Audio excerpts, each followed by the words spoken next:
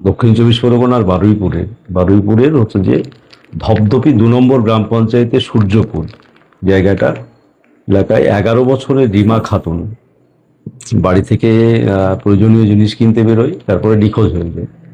তারপরে পরিবারের সদস্যরা প্রথমে ভেবেছিলেন পড়তে গেছে, কিন্তু রাত বাড়লেও বাড়ি না ফেরায় খোঁজাখুঁজি করে এবং পরে দেখা যাচ্ছে একটা পুকুর থেকে তার লাশ হচ্ছে যে উদ্ধার হয় এবং খুবই নির্মমভাবে, এবং সেখানে দেখা যাচ্ছে তাকে ব্যাপকভাবে অত্যাচার করা হয়েছে এবং ধর্ষণ করে খুন করা হয়েছে।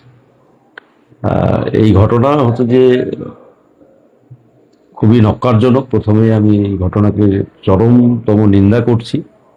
আর গত 15 বছর ধরে যে এ রাজ্যে দুষ্কৃতীদের রাজত্ব তৈরি হয়েছিল, সেটা এই ঘটনা আবার প্রমাণ করছে।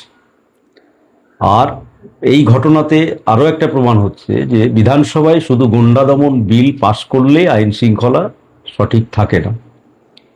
এর জন্য চাই পুলিশের রিফর্ম, পুলিশের সদিচ্ছা, প্রশাসনের সদিচ্ছা। প্রথমে দুষ্কৃতি হতো যে নিধন করতে হবে এই রাজ্যে, এইটা সবথেকে বড় চ্যালেঞ্জ এই সময়। তো এই ঘটনা খুবই দুঃখজনক, খুবই নিন্দাজনক। আমি চাই এই ঘটনায় তদন্ত সাপেক্ষে প্রকৃত দোষী ব্যক্তিরা যাতে উপযুক্ত শাস্তি পায় এবং কঠোর থেকে কঠোরতম শাস্তি পায়। হ্যাঁ, এটা সত্যি ঘটনা। ওখানে যখন 3জন দুষ্কৃতীকে ধরে, তখন বিজেপির ওখানকার মন্ডল সভাপতি এসে তারপরে পুলিশকে ধমকিয়ে ওখান থেকে দুষ্কৃতীদেরকে ছাড়িয়ে নেয় বা পালাতে সাহায্য করে। এটাও আমার মনে হয় তদন্তের আওতায় আসা উচিত। এটা দেখা দরকার। যদি তৃণমূলের রাজত্বই আবার ফিরে আসে, তাহলে এটা আইনের শাসন কি করে হবে? আমরা দেখেছিলাম মুখ্যমন্ত্রী মমতা বন্দ্যোপাধ্যায় 2011 সালে জেতার পরপরই ভবানীপুর থানায় গিয়ে আসামি ছাড়িয়ে নিয়ে এসেছেন।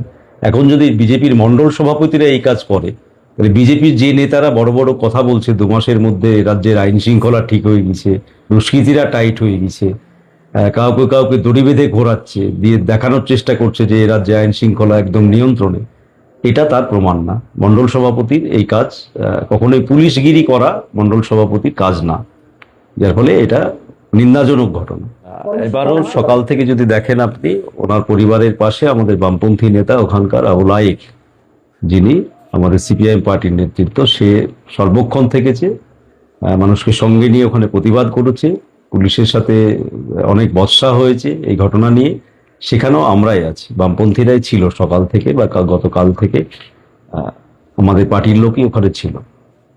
মুখ্যমন্ত্রী যদি কথা বলেছে বলেই আমি শুনলাম, যদি বলে থাকে তাহলে অবশ্যই সেটা একটা দিকে অবশ্যই মুখ্যমন্ত্রীকে ধন্যবাদ। তিনি একজন প্রশাসক আমাদের রাজ্যের, স্বাভাবিকভাবেই তিনার কথা বলাটা অবশ্যই পরিবারের প্রতি একটা সহানুভূতি দেখানো, এটা খুবই সাধুবাদ জানাচ্ছি। কিন্তু পাশাপাশি হচ্ছে যে ঘটনা, সেই ঘটনার দেখা করার পর যাতে প্রকৃত দোষীরা শাস্তি পায়, এখানে যাতে কোনো রাজনৈতিক রং বা কোনো জাতি ধর্ম এসব না দেখা হয়, তাহলেই হচ্ছে যে সেটা সঠিক হবে। এই ভিডিওটিকে লাইক করুন, আপনার গুরুত্বপূর্ণ মতামত কমেন্টের মাধ্যমে আমাদের জানান এবং আমাদের চ্যানেলের ভিডিও সবার আগে দেখার জন্য ইউটিউবে গণশক্তিকে সাবস্ক্রাইব করুন, ফেসবুকে ফলো করুন এবং শেয়ার করুন আপনার পরিচিতদের মধ্যে। আমাদের চ্যানেলে আপলোড হওয়া ভিডিও নোটিফিকেশন পেতে বেল আইকনটি ক্লিক করতে ভুলবেন না।